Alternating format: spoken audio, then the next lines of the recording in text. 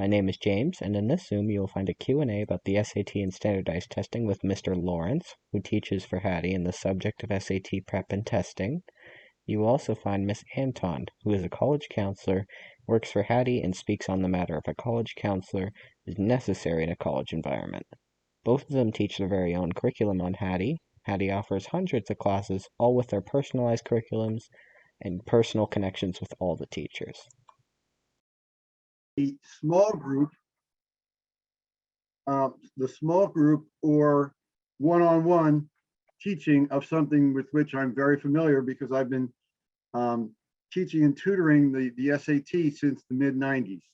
I originally started as I only did the math side and worked with my teaching partner, Miss Pont, who is now a college counselor for Haddee, and she taught the English side. I did the math side, but we both had English degrees at master's degrees in creative writing.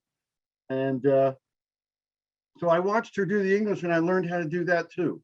And so I've been doing both sides of the SAT for about 12 to 13 years. And 11 years ago, I added the ACT and I do all three sections of that. Because when I came out of high school, I had an 800 in the math, and then I went on to get an English degree. I value the SAT myself and the ACT because I feel that they give a broader view of student capabilities than just GPAs, because GPAs vary so radically from school to school. It's come under a lot of criticism in recent years, and a lot of schools, especially in California, have gone either test optional or even what they call test blind. But I feel that people still need to take it, still need to open that avenue for the schools that may want to look at it. Even the California schools that I looked at, even if they say they're test blind, they still say that the individual departments will look at the scores to possibly let students skip introductory classes, kind of like taking an AP class. If you score high enough, there's value to it, and it shows that you can achieve against this test that everybody's been taking since, wow. I mean, I can't even tell you how old the SAT is. I don't know the year it started. It was old when I took it, and that was 1975. One of the biggest questions that we had was when to take it, but I'm going to take that up after Ms. Anton introduces herself. Right, Dan? Is that right? Okay. Yeah, thank you. Thank you, Mr. Lawrence. Yeah, go ahead, Ms. Anton. Oh, you're muted.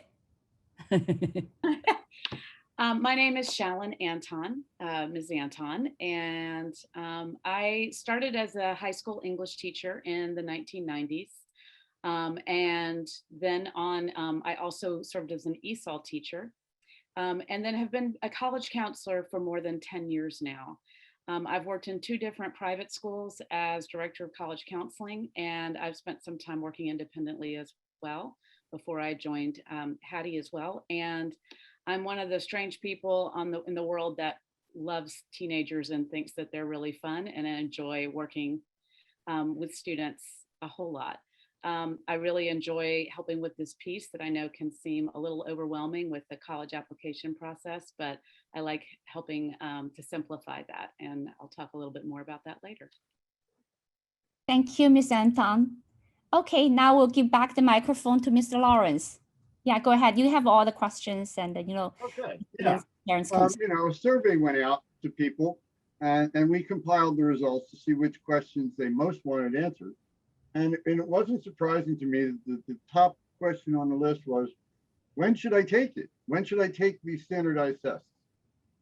And my own feeling about that is that, part of it depends on the track you're on in your school, because you need to at least have finished Algebra 2, in my opinion, before you take either the SAT or the ACT, because they're going to test that. And if you haven't taken them, you're going to hit topics that you have no exposure to.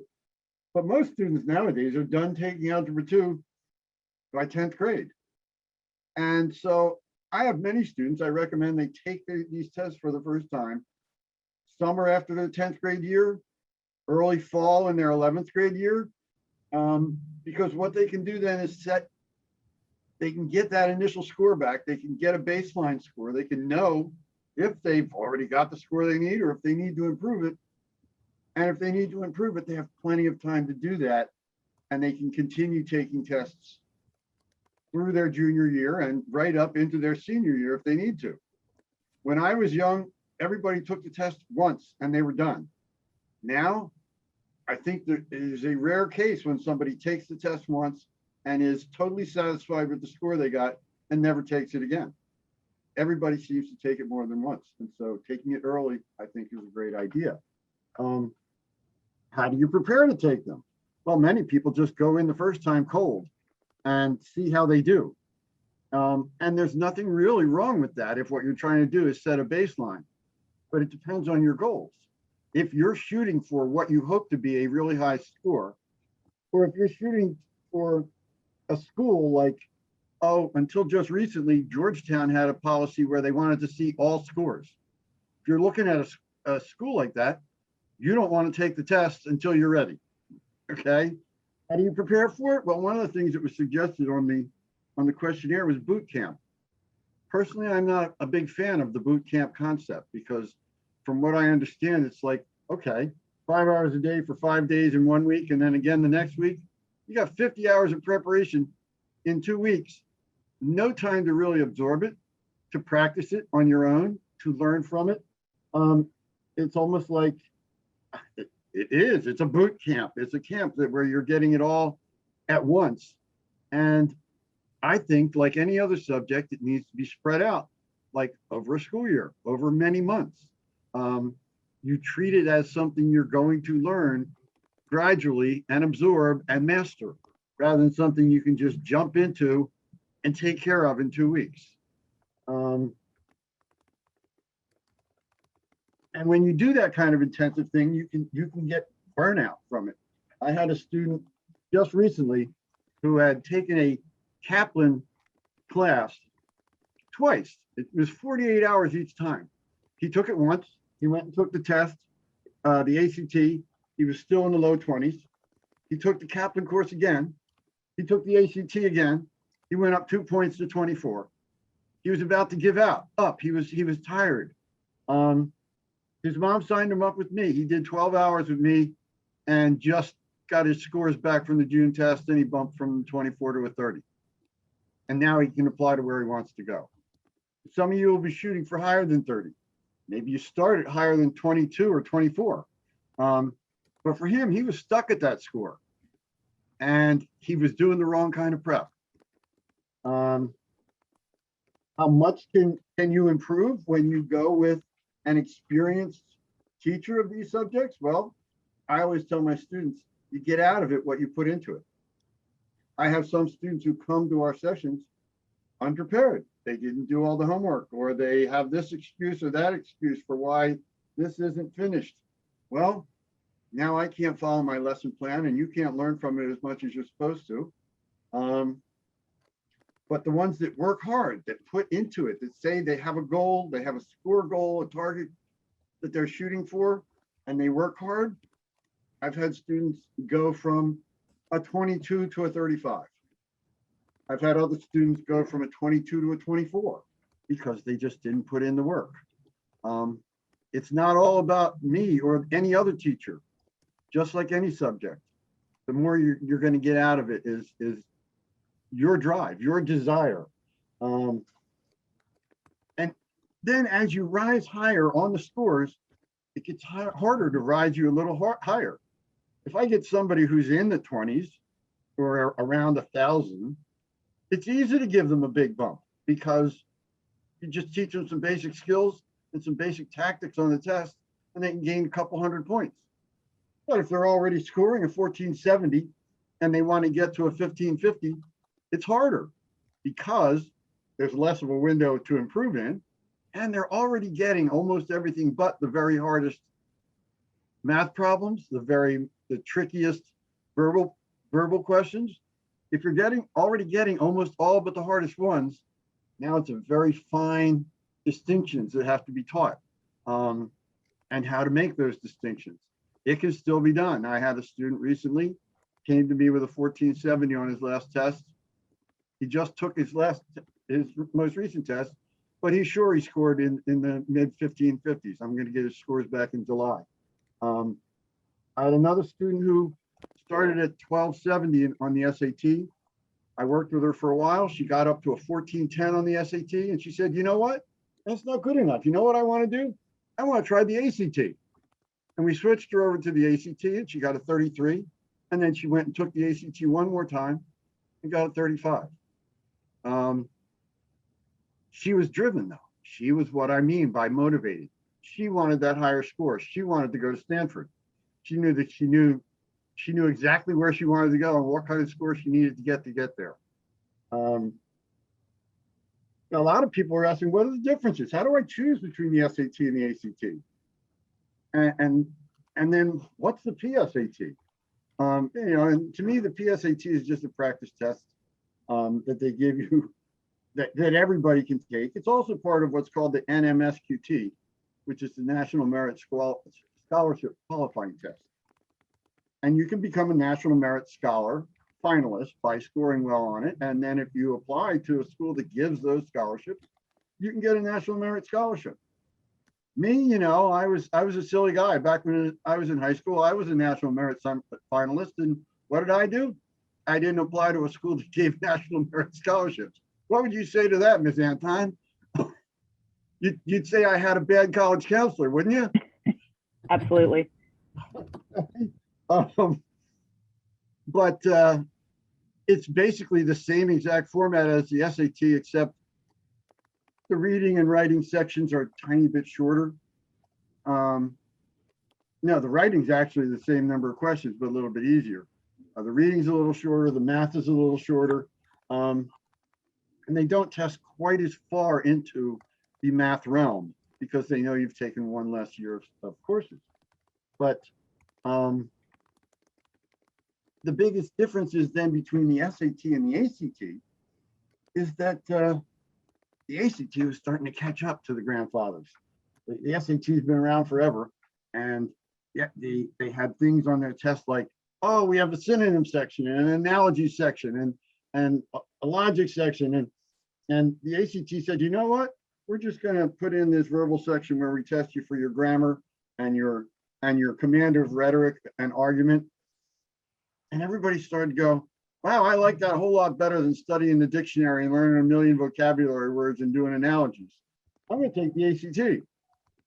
And the SAT people in 2016 said, no, don't go away. Don't go away. We'll change the test, okay? And they did. They went out and they stole lock, stock, and barrel from the ACT. So they now have a writing and language section that's nearly identical to the English section the ACT has had for decades. People liked the science section of the ACT, which there is no equivalent on the SAT, because really in the science section, you don't have to be a science whiz. You have to be able to read the graphs and the charts and the data that scientists collect and present to you to prove what it is that their experiments were doing. And students were like, oh, I know how to read graphic data. Boy, I like this section. I can get points just for reading graphs. And the SAT said, no, don't go away. We'll put graphs in our test, okay? We're gonna put graphs in the writing section, and we're gonna put graphs in the reading section. We're gonna add more graphs to our math section so you can get points for doing graphs. Over time, these tests have just become more and more similar. So that when I'm teaching somebody, like I taught that student to get into the 1400s on the SAT, and she said, I want to switch to the ACT, it was easy. All I had to do was say, well, same skills you're going to use for the English section, same skills you're going to use for the reading section. Now we're just going to concentrate a little bit on reading more complicated graphs for the science section. And the ACT is laid out better. I don't know if many of you have taken the PSAT, but you have to page through on the readings because the questions go on for pages. You get to the ACT, you get to the reading section, the reading is on one page, the questions are on the other, and they're facing each other. And you can look back and forth, and you don't have to flip back and forth through the pages. In the long run, I actually prefer the ACT. I think it's a better layout. I think it's a fairer test. I think the SAT has gotten to the point where they want to be the superior test. So they try and make themselves harder by being trickier. And the ACT says, we're an achievement test. That's what we always were. What did you learn in high school? Can you prove it by taking this test? So they don't give you a table that shows you mathematical formulas. They say, bring it with you. If you didn't remember it, you can't use it. What did you learn? Bring it with you to the test. Now, some people get stuck and they can't improve their scores. Well, what do? You look at how you've been preparing. You change how you've been preparing. If you went to boot camp and you're not getting any better, go to a smaller class that's spread out. If you're not getting any better, get an individual tutor. Do some work on your own. Go out to places like Khan Academy or the ACT Academy and take tests on your own. There's lots of things you can do to get out of being stuck.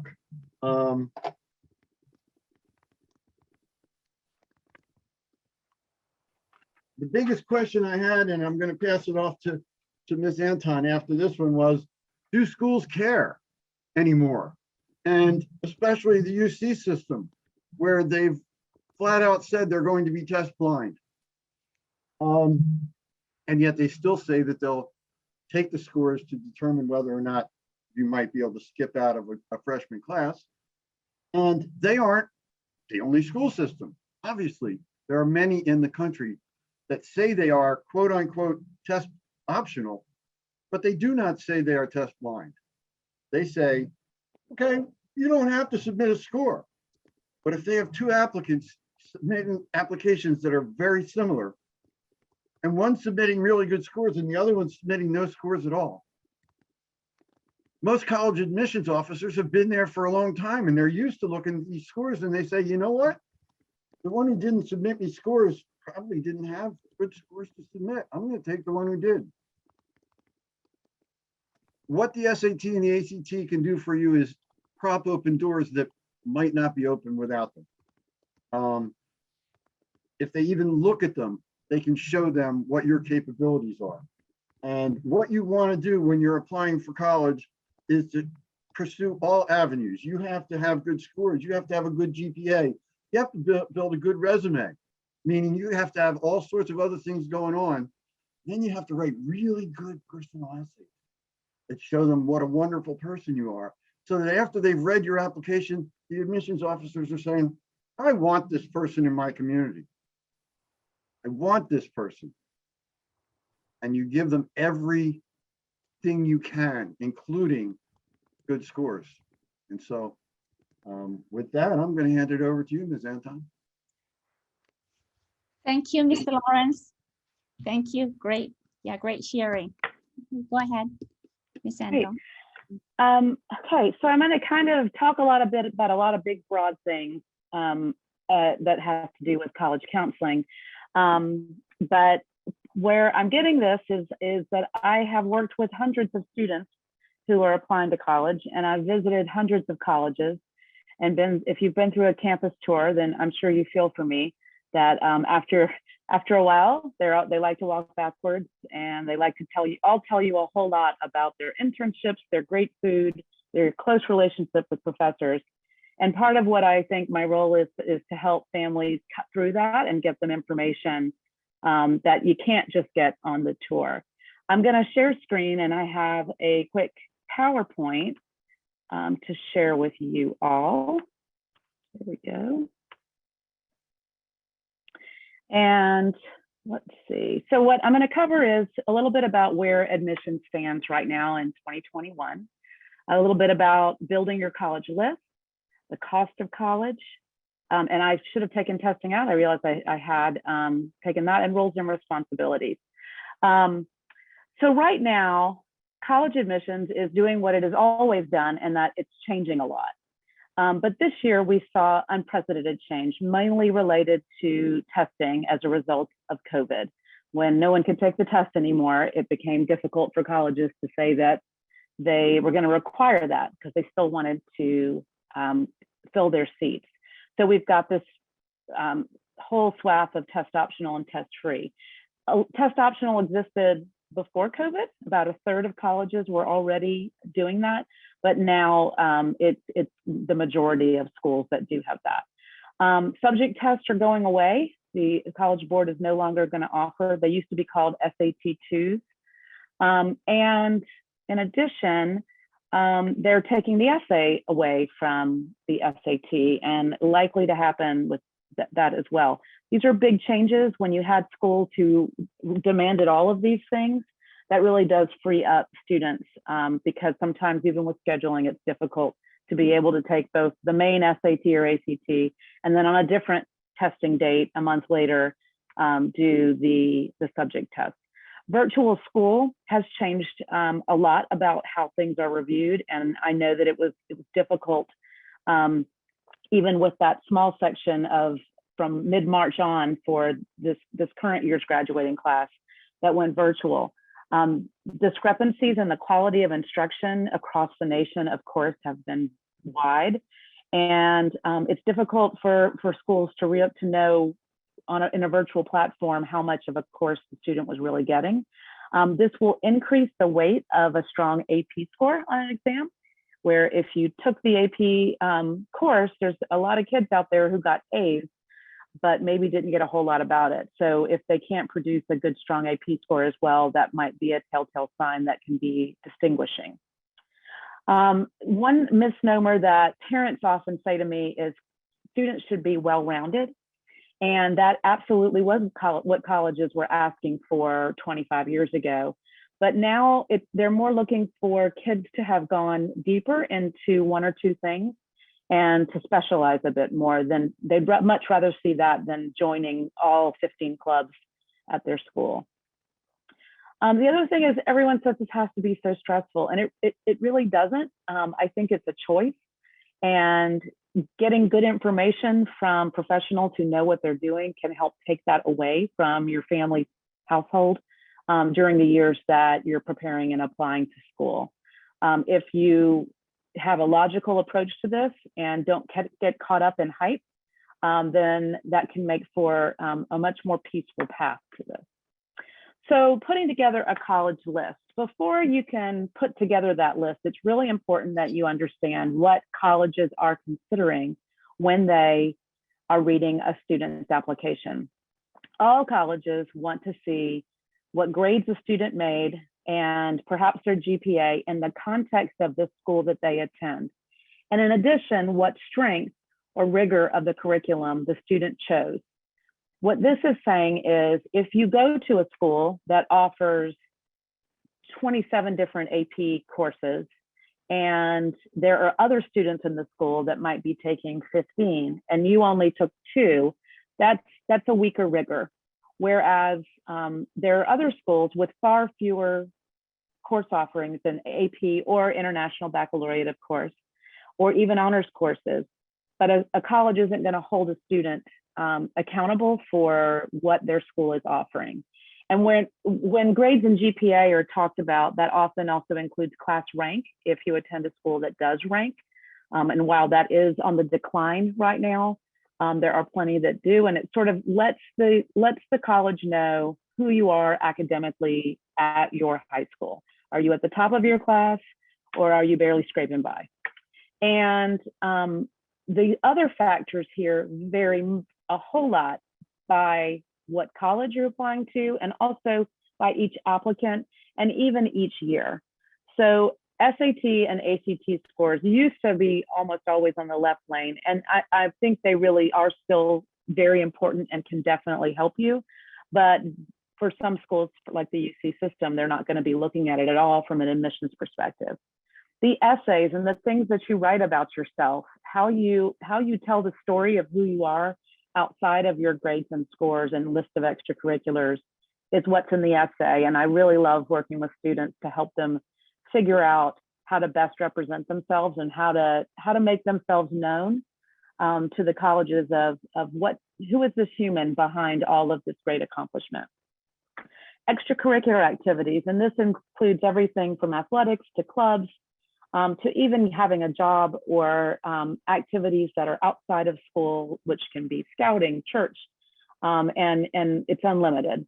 how you spend your time outside of the classroom hours or on there. And then recommendations. Typically, you get recommendations from teachers and your counselor at school, and occasionally also outside recommenders, where someone that you're working with in a way outside of school can be welcomed by colleges as well, to sort of bring you to life and help make you a unique individual.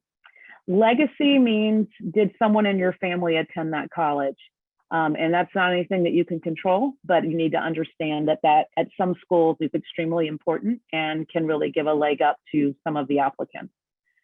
Demonstrated interest is precisely what that says, that you demonstrate interest in the college. What you're doing is letting the college know that if they admit you, you're very likely to enroll. They don't want you to turn down an admit, and so they like for you to do those things. We can help you with ways to do that in creative ways. Very simple ways are things like registering for a tour and going on campus, calling admissions, emailing admissions, and asking questions. Was that a question? I don't think so. No, I think somebody has to be motivated. Yeah, it's fine. Oh, okay.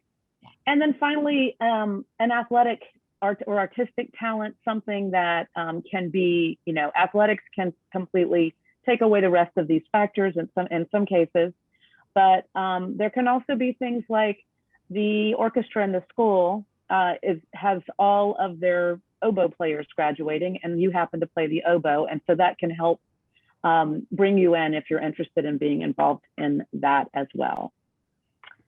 And besides those things, some general things that colleges do want is to show that you have a passion for something, not just a laundry list of activities, but sustained involvement and depth of involvement and things that you care about. So, over time, sticking with an activity all through high school and even longer if you'd started it before, they like seeing that. Evidence of values and ethics. They want to know that good people are showing up on their campus, and you can reveal that from your writing, and we can help with that as well. And also what teachers and counselors say about you, of who you are in that school community. Leadership is another big thing, and not everyone can have an elected position because there aren't that many. But any way that you take charge, take initiative, and that's on and off campus, there are unlimited ways to sort of see a need for something in your community and choose to make something happen. Someone that's going to bring something special to campus, and this is incredibly vague, but we know it when we see it. Research experience and internships. No one in high school was doing research when I was in high school, but it's not all that uncommon, and it can be very valuable for admissions at highly selective schools and particularly STEM-focused schools. Internships as well, which was not happening for high school kids, but there are so many great ways to be able to get some real experience in a work environment. Prior to that, it also exposes you to careers and things that might help you narrow down where you're headed. And then of course, volunteering and serving your community. And that also falls under the values and ethics. So when you get ready to make that list, you're looking for schools that are a good fit. Those should be academic, social, and financial. The list includes what we put into categories called targets. I call them likely and reach. Likely, you've probably heard called a safety school before. I don't like that term because there are some schools that might be easier for someone and harder than another, but that doesn't necessarily always affect the quality of the application. So I call it likely, meaning that we can let you know that you're highly likely to be admitted at that school. So it's a very comfortable thing to have something in your back pocket. And we always need to have, we'd like to have one or two of those on every list. And then we encourage you to look at different sizes of schools and near to home and not. So paying for school. If you haven't heard, college has gotten rather expensive in the United States. There are basically two kinds of aid, need-based and merit-based. Need-based you get from filling out forms. The free application for federal student aid is the FAFSA. That's with the government. That's how you get student loans. And the CSS profile is required by a much smaller number of schools, mainly highly selective. And it is when the school is giving you a lot of their own funds that they require that extra form. Merit scholarships are exactly what they mean. They're based on merit, and often these are dependent on test scores. So sometimes when you've got this test optional school, they may admit you without test scores, but if you need the scholarship to make it affordable to your family, then test scores can be a huge factor in that. And the results that we saw from this first year of widespread test optional schools is that the merit scholarships were not coming in as strong for our test optional applicants at all.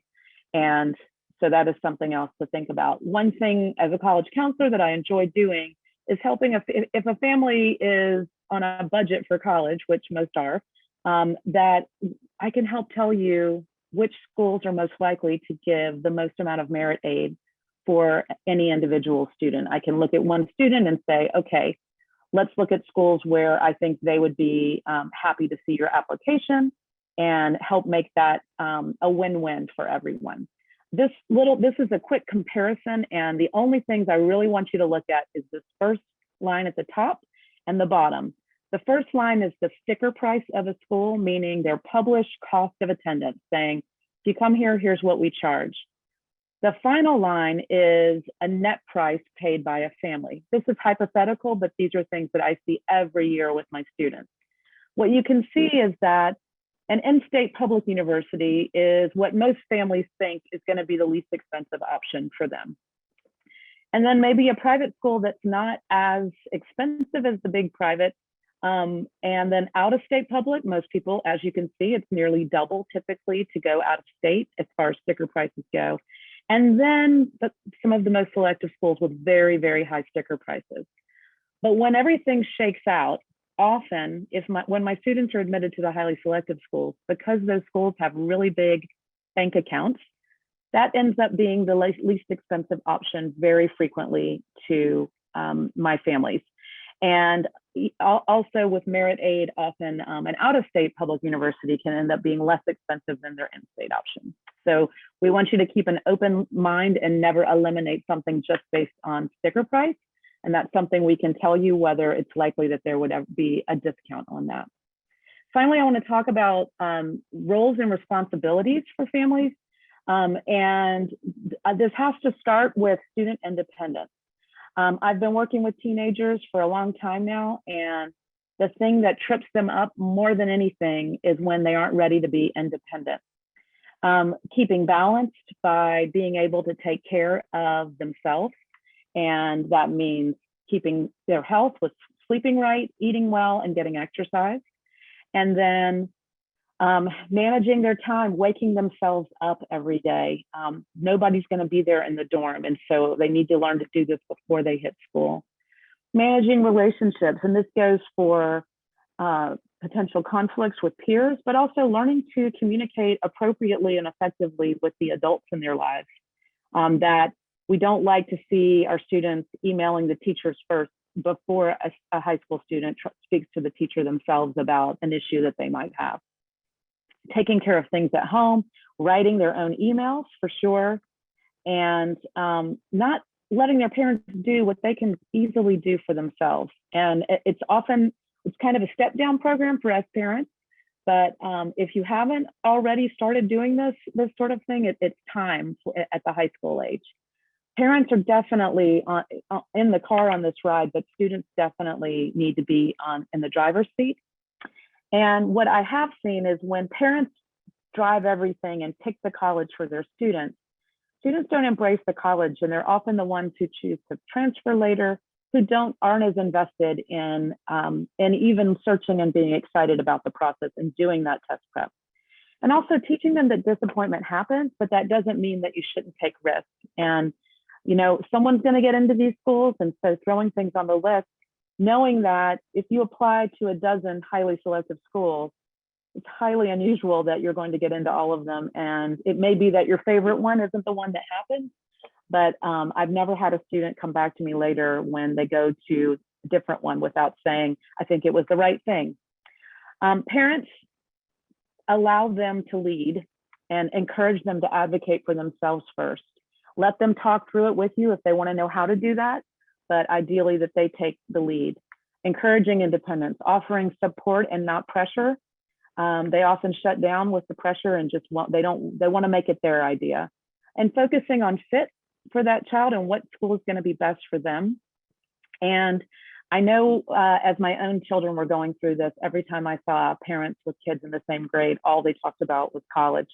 And so I started trying to come up with other topics to have in my back pocket to say, so, you've been working out lately? Anything, but to try not to make the whole year of applying to college about applying to college. And enjoying them and encouraging them to have downtime. It's going to be soon that they'll be out of the house. And so making those last months that they're with you, a lot of fun is great too. Keep listening to them and have some fun. So this is sort of in the application process, who's involved in what task. And as you can see, the students involved in just about everything. So from filling out the application, writing the essays, their extracurricular lists, sending transcripts. The financial aid forms are ones that typically parents have to be involved in. I've had a few where the kids did all of that, but those were special circumstances. Creating their brag sheet for teachers for recommendations as well, which is really important in getting a good teacher recommendation. And then, sorry, I went back one. And then requesting those applications and getting them to the colleges, and then finally sending test scores. As you can see, parents don't have to be involved in a lot of those things. And what I have definitely seen over and over is that rarely does it help the situation when parents do get involved in essays and in doing these things. I've even had situations where parents are contacting a college so frequently that a student who should have been admitted ends up getting denied. So we really encourage sort of trying to let this be an exercise in independence. For a college counselor like myself, I've got my hand in it every step of the way. The student writes them. I don't do that for students, but I help guide them and make sure that they're best representing themselves. And more about the role of what we do, an experienced source of reliable information you can trust. There are so many blogs and websites and crazy articles. And when I read them, usually I shake my head because it's often not current information or it's designed to stress you out. We serve as a coach to keep that student on schedule and keep your kitchen table peaceful. Knowledgeable source of info on colleges and the programs that they offer to help you develop a list on where to apply. As I said, there's you go on these campus tours or virtual tours, but they start to sound the same after a while, and really cutting through that to know the essence of a school is important. Helping them brainstorm about what to write about, but also students, teenagers don't know themselves typically as well as they might think they do yet. And an objective adult who hasn't known them ahead of time can often really cut to the chase and help them get to know themselves and gain that self-awareness to best represent themselves to schools and to best know what school is going to be best for them. And then as they write, helping with editing and helping them improve their craft.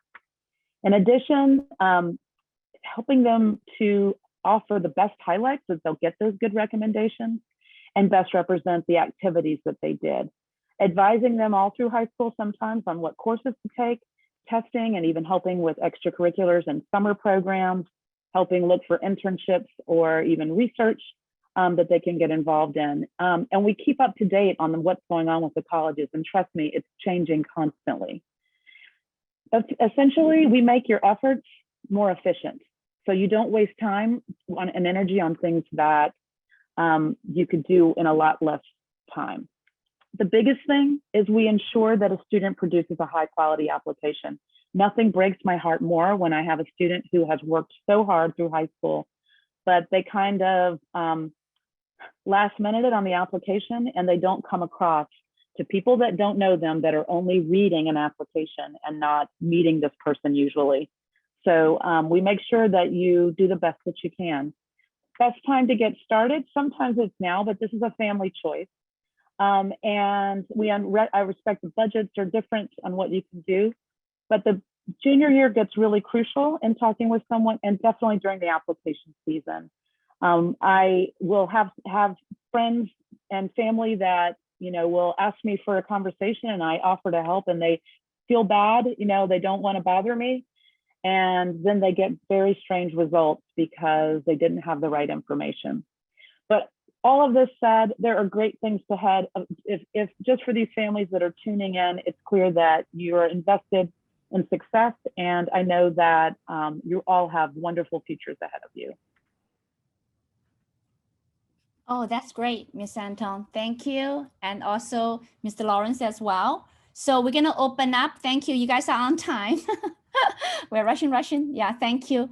And now we're going to open up questions to the floor. You guys can type here, or you can just, you know, turn on your unmute yourself, and feel free to ask any questions to both our experienced educators. Go ahead. Any questions? Quiet? No questions at all? Okay, no problem. So Ms. Anton, did you read the registration form? The questions coming in, okay.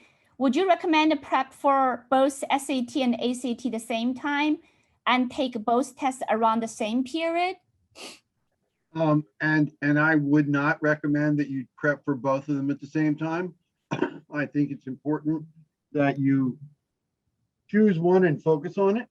But as I talked about with the student that switched from one to the other, the skills from the one transfer over to the other because they are so similar. So if you focus on one and learn as much as you can about that test, because when you're tutoring or teaching these things, you're not expanding a student's knowledge base as much as you're expanding their knowledge of how to take that test. Unfortunately, it's test specific. And so you focus on one test, but if you decide to take the other one, it's easy to switch over. I don't think it's a good idea to be doing both at the same time. But I have a student right now. She just took the SAT on June 5th, and I'm going to start working with her over the next 3 weeks to take everything I taught her for the SAT and prepare her for the July 17th ACT. So she's taking both tests within a month and a half of each other. And I didn't even know that was her plan until the family came back and said, can you work with our daughter now on the ACT? And I was like, yeah, okay, because everything I taught her for the SAT is going to help. And now I just have to add some additional tips, tactics, tricks for the ACT to make it test specific again. I hope that answers the question of whoever put that in, but if you have a follow-up question, let me know. Yes. So since my daughter, okay, let me see. I will reclaim the host. Yeah. So the next one is from the same parent. Since my daughter will take PSAT in 11th grade, if she prepares for ACT this summer, then would it hurt her chance to get a better PSAT score? I don't see how it could. If she's preparing for the ACT, what she learns about how to read carefully, how to fix grammar mistakes, and how to build a good rhetorical argument, the things she learns for the verbal half of the test apply directly to taking the PSAT or the SAT. And everything that you study when you're doing the math on the one, well, you know, math is math. If you learn how to do it on one test, then you can do it on the other. There are differences in the way they present themselves. And one way I've seen it described is that the ACT goes farther and the SAT goes deeper. They're covering the same topics, but the ACT goes a little further in math than the SAT does. And the SAT digs a little deeper into each concept up through Algebra 2. But anything she learns while taking ACT prep is not going to hurt her ability to do well on the PSAT. And, you know, one of the other companies I work for, because I work for a couple right now, when we start with a student, what we usually recommend, and one of the first things we do, is we give them a practice test of each. And we score them, and we put out a diagnostic report that gives them their practice test score. And we use official tests from previous years that are real tests. And we compare them. There's the ACT and the SAT have actually gotten to the point where they're so intertwined that they have what's called the ACT SAT concordance table. You can look on it and see what the score on one means on the other. That they have equivalency charts. And so we can use that to recommend taking one test or the other to a student based on their skill set, what they're already more set up to do well on. And so that's something people can do too. They can take their own practice tests if they don't have a tutor. There are tests available online. You can go to the College Board website and just download any one of their official practice tests. Take it, you put it through a scanner, they'll score it for you. And you can find out where you stand without ever actually going in and taking an official test. You can do the same with practice ACT tests, and that helps a student get a feel for them. Which one do I like better? I often ask that of the students when they're making the choice. Okay, your scores were similar. Which one did you like better, or which one did you dislike less? Okay, and choose which test you want to take based on that. Okay, thank you. Yeah, quite a few other testing questions. Does SAT, ACT expire? Any preference for different universities? They don't expire.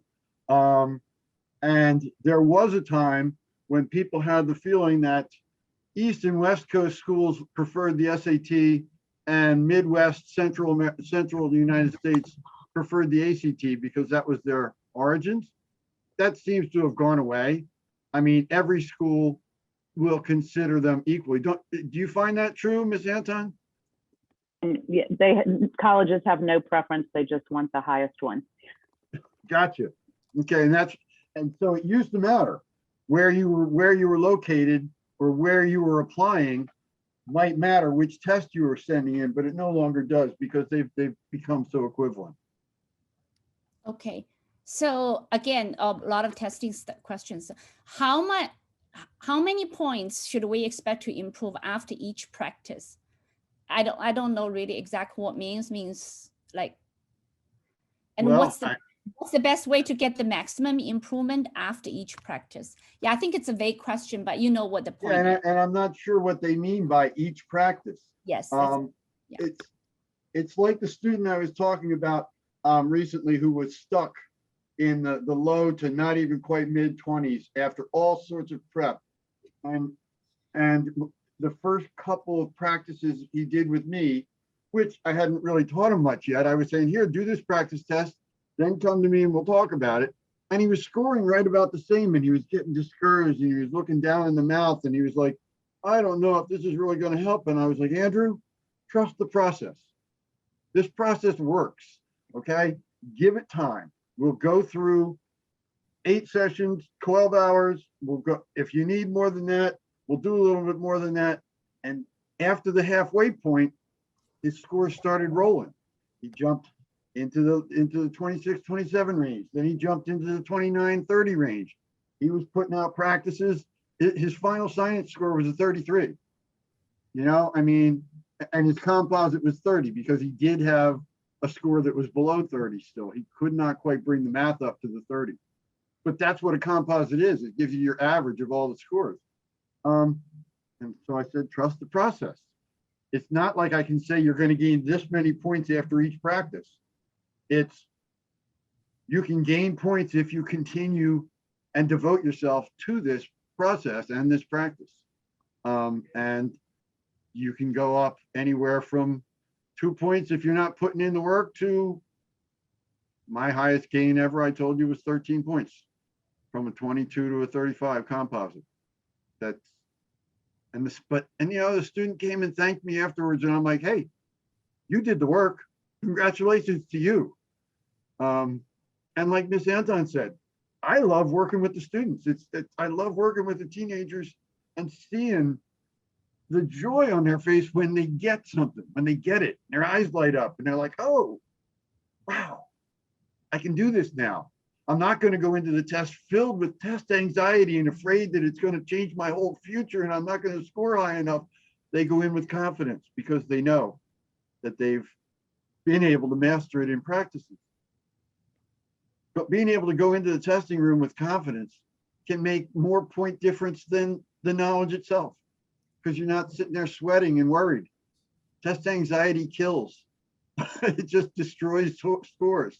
You can't hold your pencil, you know. So yeah, it's fun to work with these students and watch them improve, but it's not a number I can put on any particular practice or session. Yeah, thank you, Mr. Lawrence. Okay, so actually the next question is on the form, that what criteria to use, this is for Ms. Anton, when you select a counselor? What criteria? There's so many counselors out there. Mute off. Yeah. I think that there's a few things that are really important. One, you want to make sure that they're experienced and that they've worked with a lot of students, that they've been to a lot of colleges, and that they know, have a depth of knowledge. There are a lot of people who are sort of putting their sign out front because they worked with their own kids, getting them into college and read a book, and that doesn't count. So experience is important. Ethics are important. And you want to make sure that it's a person who's ethical, and being a member of the National Association of College Admission Counselors is one sort of basic one that I would say that that is important. Making sure that the student connects with that person and feels comfortable with them is also really important. And if they need to be able to trust them, to be willing to work with them on essays, particularly often teenagers can be kind of guarded, and they need to be able to open up and feel comfortable with that. That is probably, those are the basics in them, but experience is definitely the most important factor. And I know that people that didn't know what I did I was being solicited for my own kids, and they had not worked with many students at all, and were setting up for business. So you want to make sure they know what they're doing. That's great. Thank you, Ms. Anton. Mm-hmm. Yeah, very clear to us. And I do have more questions here. I think I think we answered the PSAT, so we don't have to answer. And about the questions about submitting the multiple scores, like if you keep taking them, if you submit multiple of them, does that hurt you, or should I do a home run from the day one? Yeah. Well, and this is, I'm sure Ms. Anton could confirm this, but when you go in to take the test, they ask you to choose whether or not to send to the schools. And I always tell my students, say no. You don't have to send your scores because you don't know what that score is going to be. You wait until you get a score that you want before you send it to anybody. And schools do not know how many times you've taken it unless you send them every score you ever got. And there are very few schools. That's why I mentioned Georgetown earlier. They used to have a policy where you needed to send them every score you ever had. And if you didn't, they were going to, blackball you. Oh no, we found out you took a score that you didn't give us. Okay. I don't know how they found out, but they had their ways. But most scores don't do that. In fact, many scores nowadays do what they call super scoring. So maybe you take the test 3 times, maybe you take it 4 times, but you only submit 2 of them. One on which you did really well on the reading and English, and another on which you did really well on the math and science. And the school takes the best scores from the 2, puts them together, and gives you a super score. So you can take it as many times as you want, and you don't have to report that to the schools. Okay, that's great. Yeah. Okay, that's awesome. So we're pretty much running out of time, and I just shared 2 links with all of you on the Zoom chat. And one is the service offered by Ms. Lawrence. We were going to organize a group classes for him, but its scheduling is a little bit difficult. at this last minute. So if you guys, would like to have a, one-on-one private tutoring, we have students start working with Ms. Lawrence now from Haddee, and the testimony is really good. So your students on the ACT mess, the parents sharing, with us that she felt really good. She saw the improvement with a couple of sessions. So hats off to you, Mr. Lawrence. So I shared some screenshot with quite a few parents on the Haddee groups. And also, I also shared a link regarding Mr. Anton's service. We do offer free consultation up to 45 minutes. However, we would suggest if highly consider, it's free, and quite a few college counselor does charge money upfront, but for us, it's free of charge. So if I'm very serious about it, I would send a link that you can book time with Ms. Anton. We'll start open up a few slots. And for the senior students, rising senior, Ms. Punt, schedule is completely booked. We're not taking any senior, rising senior, and Mr. Anton is starting to work with our students. And students are in California, but we support students all over the world. So please feel free to reach out to us. So anyway, we have to go right now. Thank you, both of you, Mr. Lawrence and Ms. Anton. And thank all the parents, students joining us tonight. And we'll see you on Haddee. Thank you so much. Thank you. Have a great night. Okay, bye-bye.